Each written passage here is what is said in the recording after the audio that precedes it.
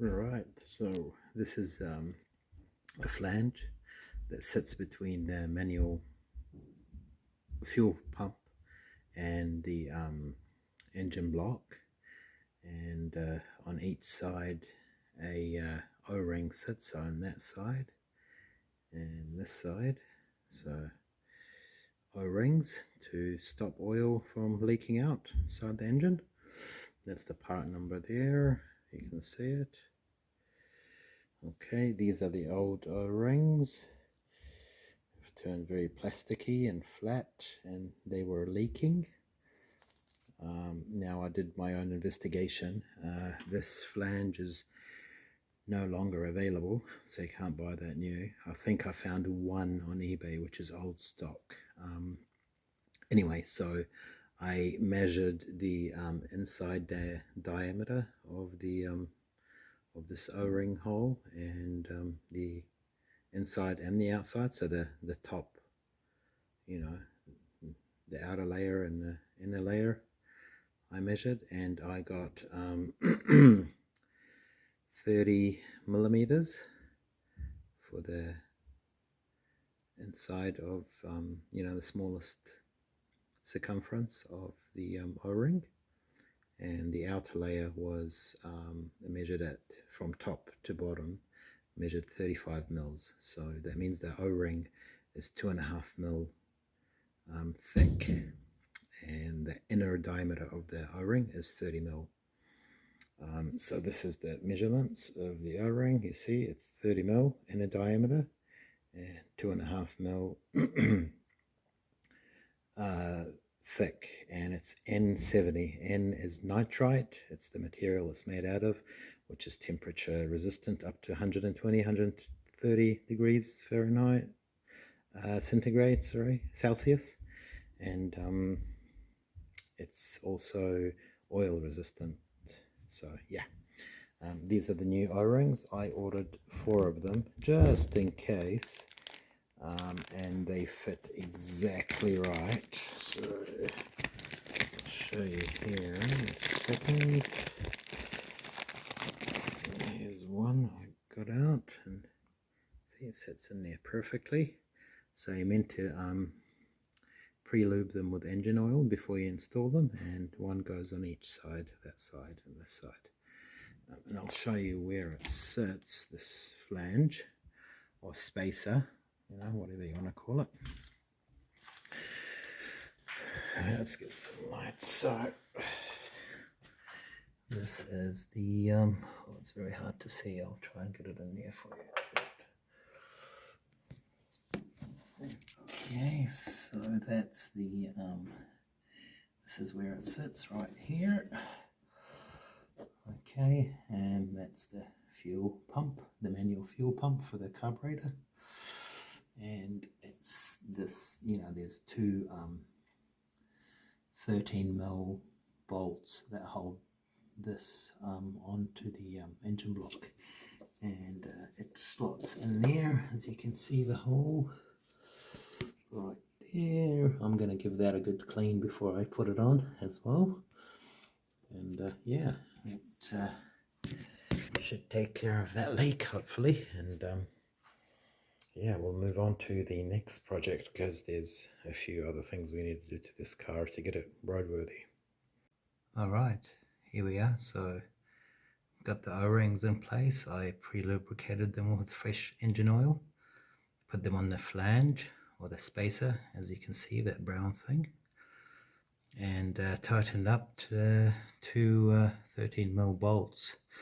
Now the one on the left side is very tricky to get to, but I found the only way with the tools I have is to approach it from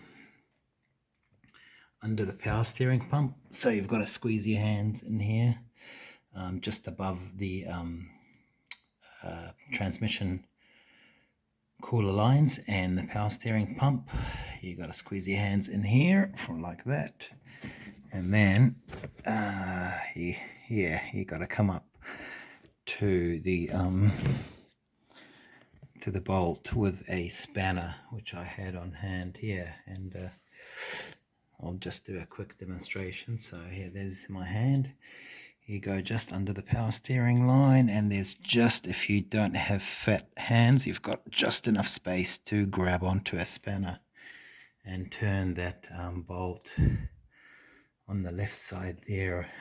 As you can see, it is very, very, very tricky. So I was only doing maybe you know, very, very small turns at a time to get it to get tight.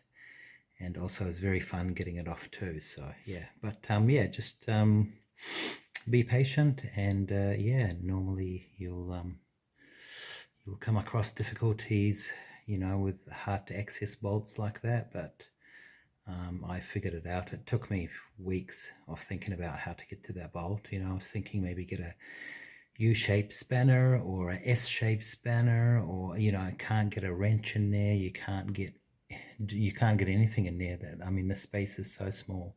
You have that this bracket in the way, okay, right above it, and it's right in there. So yeah, it's yeah, that was fun getting that on. But anyway, so yeah, this is how you replace the O-rings on the M110 Mercedes engine.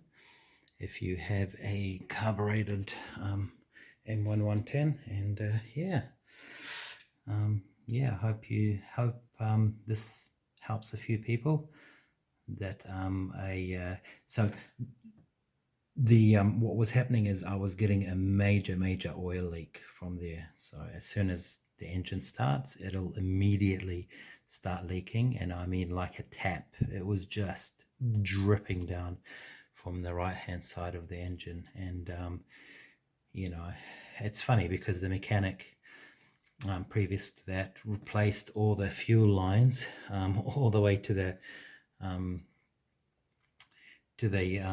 fuel tank, and put a new fuel filter on and everything, but you know, forgot to mention maybe to the customer that he needs to do the leak that is major.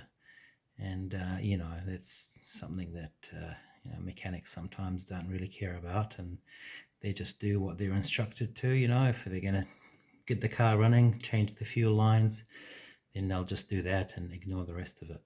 Yeah, anyway, hopefully this was helpful to some of you that are you know, dealing with a major oil leak on the M110 that has a carbureted Solex 4A. Yeah, so cool. We'll be back with some more videos on how to do stuff on this car, and yeah, we'll try and help out as many people as we can to preserve these old cars, which I really appreciate. This is my favorite car. It's my childhood dream car, and I finally got one a year ago, and I'm slowly piecing through bits and pieces on it, and fixing leaks. The next leak I'm going to do is a coolant leak, and I've fixed a couple other leaks already on the transmission, and I also fixed a water leak in the boot, which I'll cover in another video. Alright, hope you've enjoyed this video, and hopefully this has helped some of you guys. And please like, share and subscribe, and comment if you've got any questions. I'll try my best to answer them. Alright, thank you for watching.